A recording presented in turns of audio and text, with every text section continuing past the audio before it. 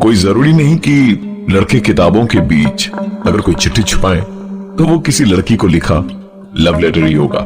किताबें जो होती है ना, वो जिंदगी का अलग ही मतलब सिखाती है। किताबों की अपनी अलग दुनिया और अलग जुबान होती है। कभी गए हैं आप इन किताबों की दुनिया में? विनय को किताबें पढ़ने और घूमने फिरने का बहुत शौक था। उसने चंडीगढ़ के सेक्टर 15 मार्केट से एक पुरानी सेकेंड हैंड किताब खरीदी। दिन भर का काम खत्म करने के बाद उसे रात 12 बजे के बाद ही वक्त मिला किताब को पढ़ने का। उसने टेबल पर बैठकर नाइट लैम्प जलाया। किताब पढ़ने के लिए वो खोल ही रहा था कि उसमें से कागज का एक टुकड़ा नीचे गिरा। विनय ने कागज का टुकड़ा उठाया तो देखा कि उसमें कुछ लिखा था। लैम्प की रोशनी में विनय ने उसे पढ़ना शुरू किया। मेरा नाम अमित है, मैं यहां दार्जिलिंग घूमने आया, पर पीक सीजन होने की वजह से किसी भी होटल में मुझे जगह नहीं मिली। टैक्सी ड्राइवर ने कहा कि आप यहां से 10 किलोमीटर नीचे चून भट्टी चले जाइए, वहां आपको लॉज जरूर मिल जाएगा। मकान नंबर 13 का कमरा नंबर 06 जो मुझे मिला। थोड़ा गंदा है पर रहने को जगह मिल गई, वो क्या कम है। आज मैं पूरी रात सोया नहीं। इसका कारण मेरे कमरे के बाहर में कुछ लोग बैठे बतौलेबाजी कर रहे थे। आज यहां मेरा चौथा दिन है, पर पिछले 2 दिनों में मेरे साथ जो हुआ उस पर यकीन करने को दिल नहीं कर रहा। उस रात जब मैं सोया तो आधी रात गए एक आवाज सुनी। मुझे लगा कोई चूहा वगैरह होगा, तो मैंने ज्यादा ध्यान नहीं दिया। लेकिन तकरीबन 15-20 सेकंड्स तक जब वो आवाज लगातार आती रही तो मैंने उस आवाज को ध्यान से सुनना शुरू किया। वो आवाज मेरे बगल में पड़ी टेबल से आ रही थी। मैंने तुरंत नाइट लैम्प जलाया तो देखा, जहां तक मुझे याद है मैंने पानी पीकर ग्लास टेबल के बीचों बीच रखी थी और लाइट जलाते वक्त मेरा हाथ भी ग्लास या टेबल से टकराया नहीं था। आखिरकार ये हुआ तो हुआ कैसे? चंडीगढ़ के सेक्टर 15 की किताबों की दुकान से विनय ने एक किताब खरीदी जिसमें उसे अमित नाम के एक लड़के की चिट्ठी मिली।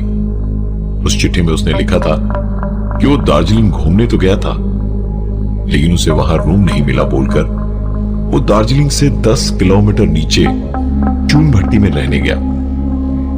चून भट्टी के उस लॉज में अमित के साथ हुए कई सारे हादसे जिनका जिक्र उसने इस चिट्ठी में किया था, पर वो एक आखिरी हादसा जिसके बारे में वो लिख रहा था पर पूरा नहीं लिख पाया उसे।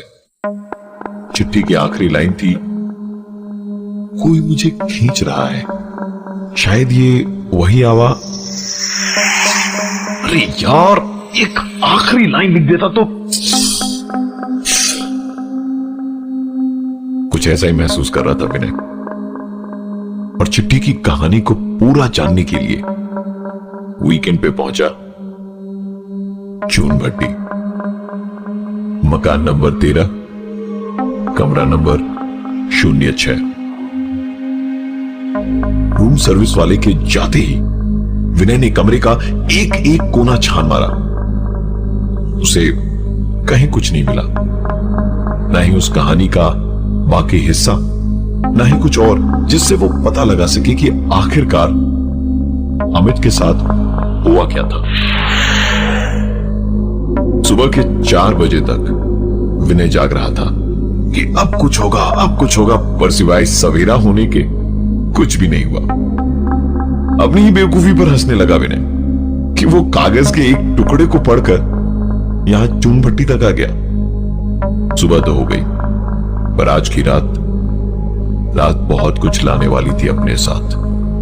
फिर से जब 3 बजे तक कुछ नहीं हुआ तो विनय गुस्से में सोने चला गया।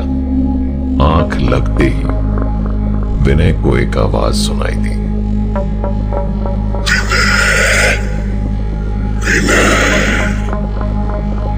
मैं अमित, तुम मुझे ही ढूंढने आए थे ना? प्लीज विनय, प्लीज मुझे बचाओ विनय, मुझे निकालो यहां से जल्दी विनय।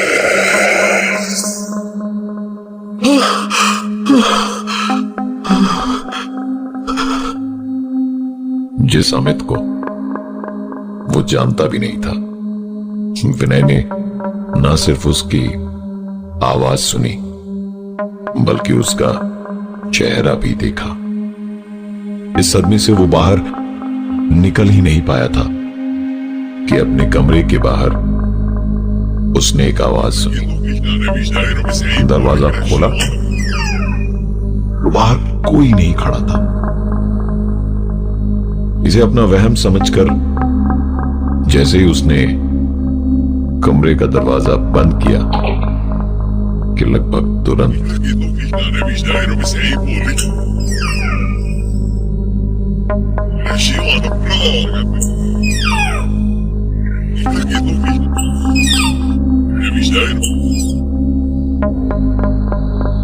विनय एक किताब पढ़ रहा था जिसमें उसे 2 पन्नों की एक चिट्ठी मिली, जिसमें चून भट्टी के एक लॉज का जिक्र कुछ यूं था कि उस चिट्ठी के राइटर अमित को खोजता हुआ विनय चून भट्टी के उस लॉज के कमरे नंबर 06 में पहुंच गया।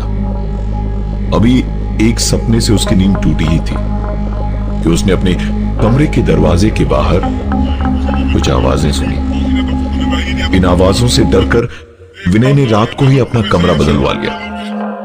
कमरा नंबर 06 से उसे मिला अब कमरा नंबर 05।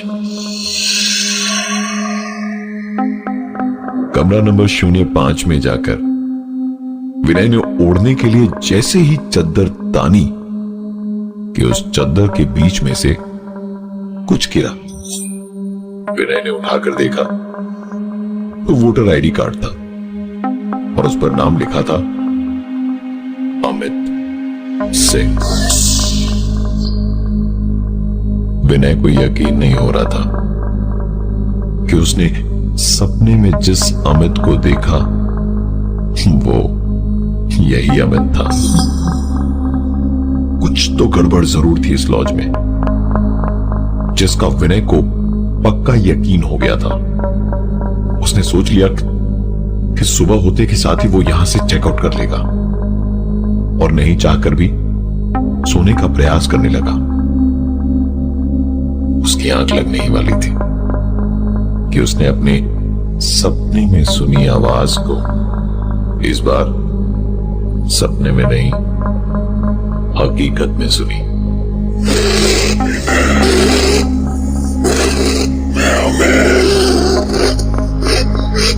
मुझे ही ढूंढने आए थे ना?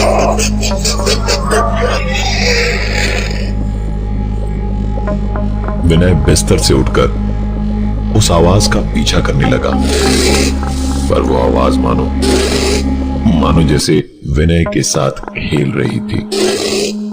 उस आवाज का पीछा करते हुए वो कमरे की बाईं तरफ जाता तो आवाज दाईं तरफ से आती और दाईं तरफ जाता तो आवाज बाईं तरफ से आती। विनय कुछ सोच समझ नहीं पा रहा था। सुबह तक क्या, वो अब इस कमरे में 2 मिनट भी नहीं रह सकता था। उसने हड़बड़ी में अपना सामान पैक किया और कमरे से निकलने के लिए जैसे ही दरवाजा खोला,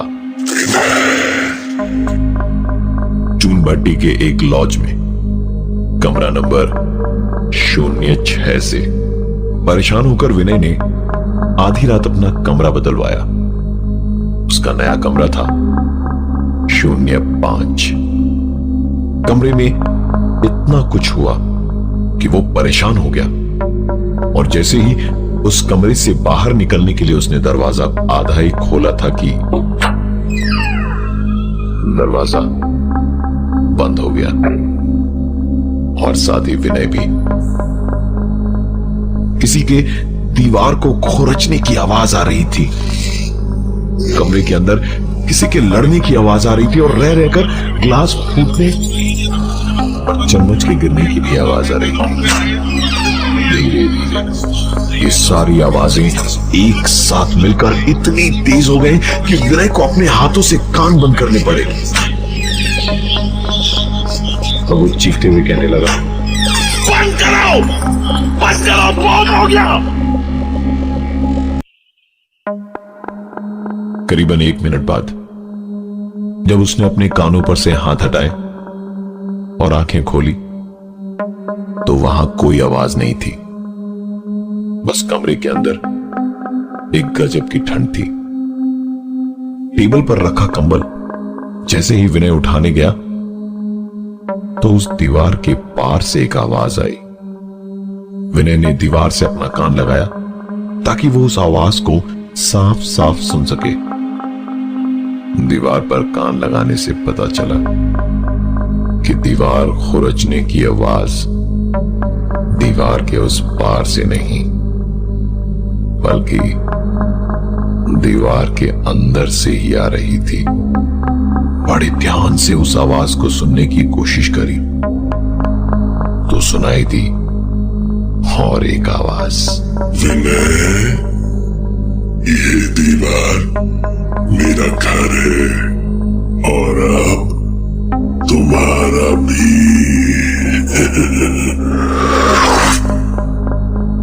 सर आपकी सर सर